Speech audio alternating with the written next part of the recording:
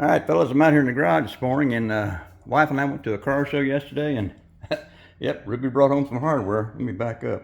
That thing is tall. This was a car show we went to over at Wayback Burgers, and it was the FOLA car show. Here's their dash plaque. It's the FOLA, for the love of Africa. This church goes over and does missions over in Africa to help out the needy, you know, the kids over there, and the training and at the hospital, stuff like that.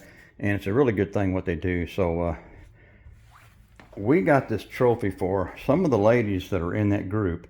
They sent those ladies around to check out all the cars and trucks and everything, and they picked our truck as the best show for what they were looking at. So we really appreciate that. All right, let's get into the meat and potatoes here, fellas. Get y'all turned around here. Y'all remember, I bought this 36 Ford 5-window Coupe a while back, or I didn't buy. I think I traded for this or something. I can't remember. But boy, I tell you what, this actually comes with the top section is separate from the body, and I glued it together. Then I used that, made up some sprue glue and put it in that seam and tried to sand it down, and I just could not get it to my liking. So I boxed this sucker back up, and then I pulled it back out, tried again, and still couldn't get it. So then when I was at the hobby shop, I saw this 36 over there, so I bought this sucker, and of course it's the same way. But I told myself, don't put that sprue glue in there and create a mess like you did on that AMT kit.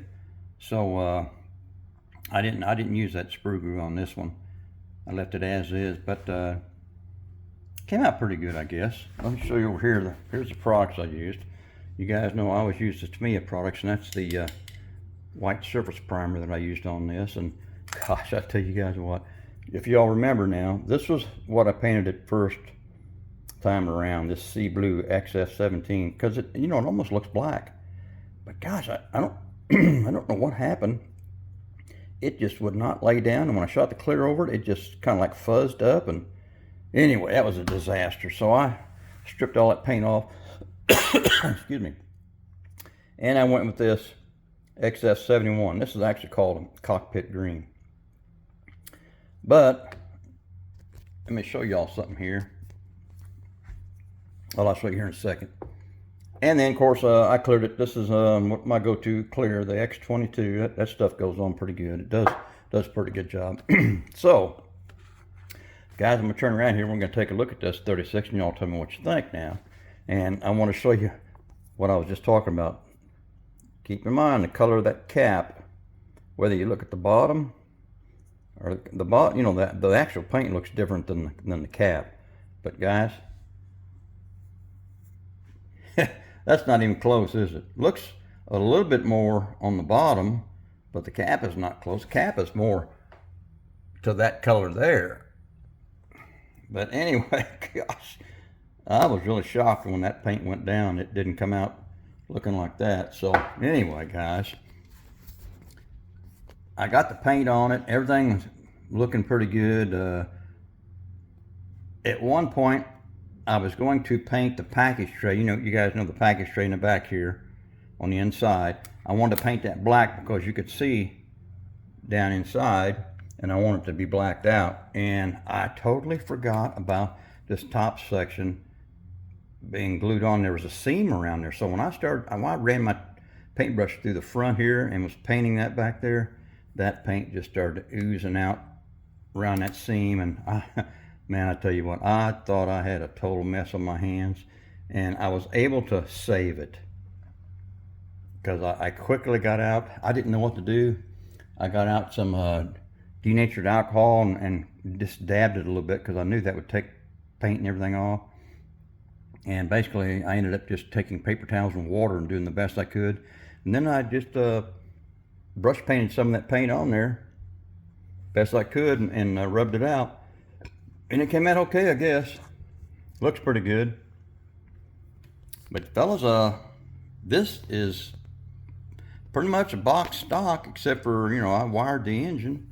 I lowered the suspension, front and rear, lowered it down quite a bit to get that nice ride height. I think it looks pretty good. I ended up going with the LaSalle grill instead of that stock looking grill. And you know, the rear view mirror this time around didn't have much of a problem because that windshield has like a little notch in it, and then the mirror has a little raised area, and it kind of just fits right in there. So got pretty lucky on that one. Here I got my 2 steps there for the rumble seat. These running boards here, they come separate, so which is good, because I always hate trying to paint around the black around that finished product there. But those came separate, so that was really nice, and I painted those with Tamiya's rubber black. I decided to go with I think these taillights were actually for the convertible, but I like them. I used those instead of because the other lights, they're just nothing but a big, like a little bubble that fits on there, and you got to try and paint that red around there, and I didn't like those at all, so I went with these here. I thought they looked a lot better. The exhaust tips, I got in some of my old RC stuff and found some aluminum tubing that was the proper size, and just cut those and put those back there, and I think those come out pretty cool. That interior is I think that's a Rust-Oleum satin warm caramel. Man, I think it come out. It works good with the screen. It really does, guys. I was really pleased with how it came out. That's the stock engine that comes in the kit, a flatty. I just like using those flatties. I just think they look so cool, so I went with it. Get you all turned around here and we can see everything down in there.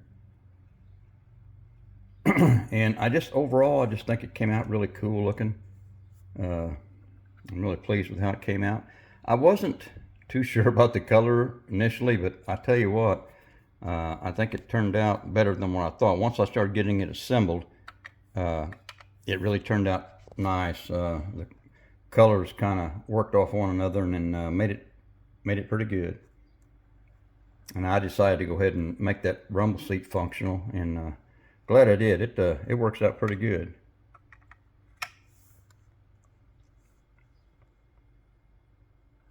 It's just got a nice stance to it, and I really love the body style of the 36 Ford. I like the 35, 6, and 7 Fords. They all look pretty good. And this one being a 3-window, just a nice looking vehicle. Well, I tell you, try and buy one of these, a 3-window, a 1-to-1, and man, you're looking at some high dollars. I'm telling you, I see them at the car shows all the time, and man, these guys that drive these, they got some money. Yeah, like I said, guys, that's the stock wheels. Everything behind that, behind the wheels here, I blacked out. It's a semi-gloss black Tamiya. I wanted that to be blacked out to make that chrome shine a little bit more. And I was trying to do anything I could to help this green out. Is what I was trying to do. So the door handles, the little chrome cap, gas cap there, anything I could do to help that green out. Because at that point I still wasn't satisfied with the green, and I'm still only maybe 80%. It's just not what I was expecting, but I think it turned out pretty good. I really like it. So guys, I think that's going to be about it. I don't have anything else. I'm kind of pleased with how it turned out. It's a nice looking model, and you know what?